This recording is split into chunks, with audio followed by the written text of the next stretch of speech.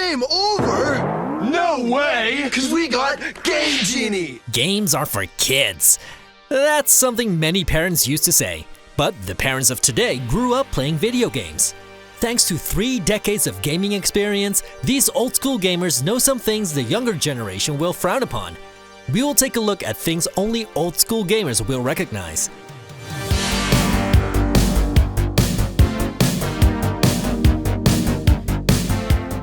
Now, let's start with 10 things that will only sound familiar to old-school gamers.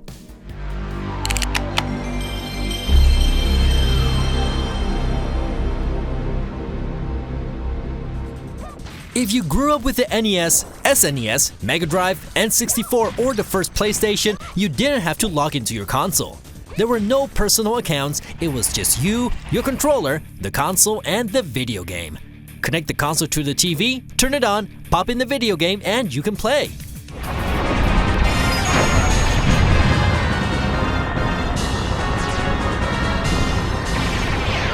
Plug and play is often considered a feature with modern technology, but it was a standard back in the day.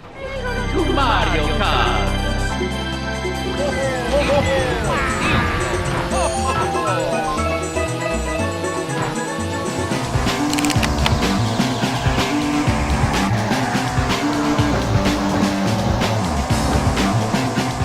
When you bought a game, you bought a game. It was a finished product that could either be good or bad, but there was no way to change things. Things like updates and day one patches didn't exist, and all games had to be tested before they launched. It's not without reason that the Nintendo seal of approval actually stood for something.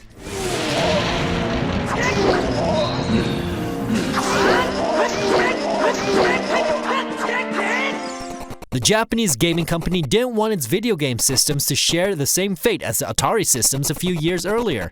A game needed to be a good product because there was no way back after it hit stores.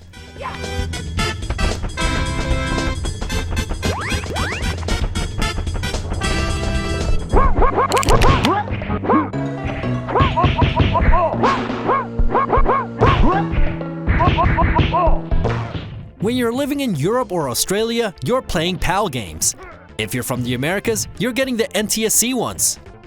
It's been like that for 3 decades now, but back in the day, the difference had very little to do with region locking and blocking consumers from importing video games from cheaper countries.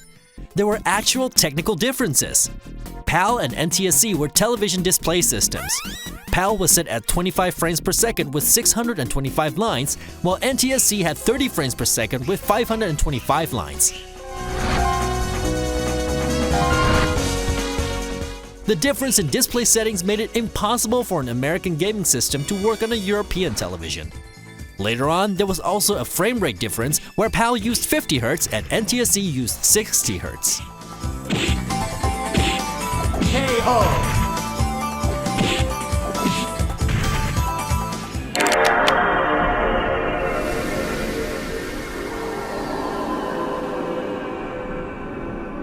If you're playing games on your console, you can save your progress, screenshots, and videos on your system's hard drive.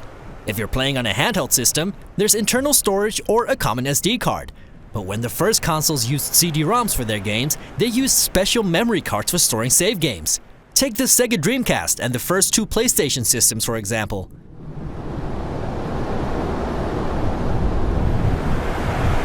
Specially designed memory cards were used to save games, and you could swap them around if you needed save data from another card. And if you didn't have a memory card, you couldn't save your progress. Simple as that.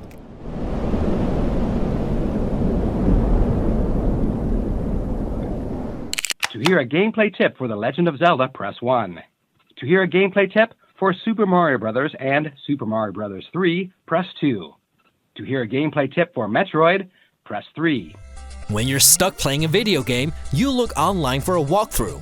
You can find them as written text or just as a video on YouTube. Back in the 90s, internet as we know it didn't exist.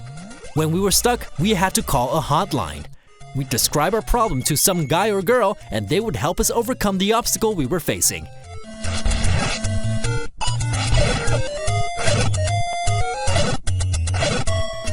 And if they didn't know the answer, they would find out and call you back. Really? That stuff really happened back in the day. Did you ever call the Nintendo hotline? BAILEY, all caps followed by 12 spaces. This will also put you far into the game with lots of power-ups. Have fun! Thank you for calling Nintendo's Power Line.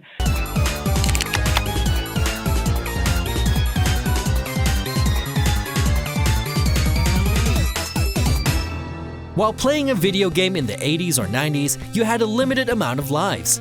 If you sucked so much and lost them all, it wasn't a game over just yet. The continue countdown screen would appear and you would need to accept the continue or you lose all your progress.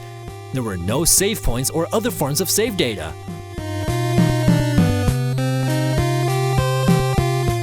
This continue system originates from the arcades and serves as a way to make more money. No wonder we see the same principles nowadays in free-to-play games on smartphones, for example. You are dead, dead, dead. You are dead, dead, dead. Thought you were hot. Guess what? You're not. You are dead, dead, dead. You brought your whole adventure to a screeching halt. What's this? It feels like something shaking in a glass. Every controller rumbles nowadays. It doesn't matter whether you're playing on the PS4, Xbox One, or Nintendo Switch. But roughly 2 decades ago, a rumbling controller was a novelty. Nintendo introduced the Rumble Pack expansion for the N64 controller during the summer of 1997. It was a separate piece of hardware.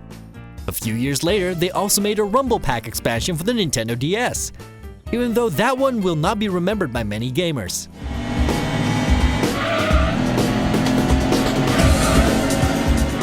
Sony did things a bit different. In November 1997, they introduced the DUALSHOCK controller as an upgrade for the already existing PlayStation controller. From that point forward, every PlayStation console had a vibrating controller. Although Sony ditched the concept in favor of motion detection when it launched the PS3 with a 6-axis controller. But gamers missed the rumble and they quickly put it back in.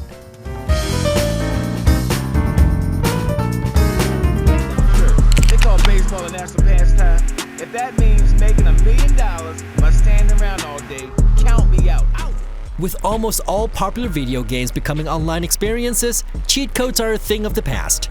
Even with single-player games like Skyrim, it's no longer really about cheat codes, but more about modding.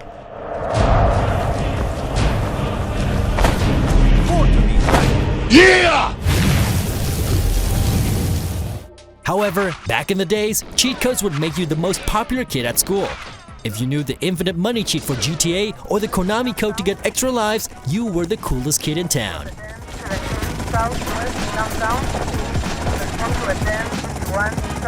Game over?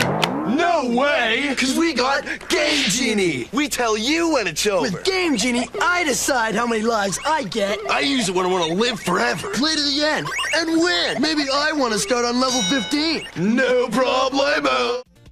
In the time of cartridges, there was one genie in the bottle that would hack all your games. Enter the Game Genie. This piece of hardware allowed you to temporarily modify game data. However, other companies have produced similar hacking devices such as the Codebreaker and GameShark.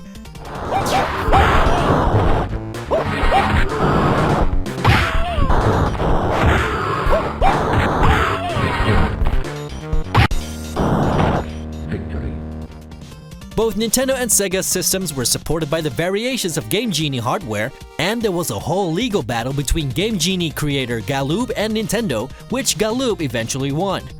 The Game Genie still exists, as it's supported in emulators, and there's even a version for the PS3. We'll just take a look here and see how it works.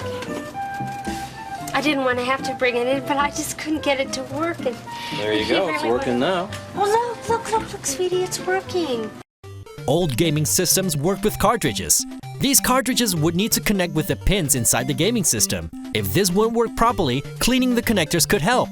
The myth was that you would need to blow into the cartridge to make it work again. But maybe we should have known better.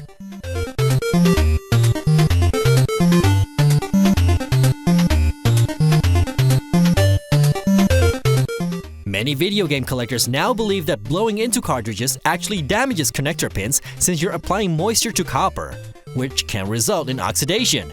But yeah, we actually thought that blowing in those cartridges would solve our problems. Are you an old school gamer who remembers everything we mentioned? Or did you learn something new today? Let us know and make sure you follow us on social media.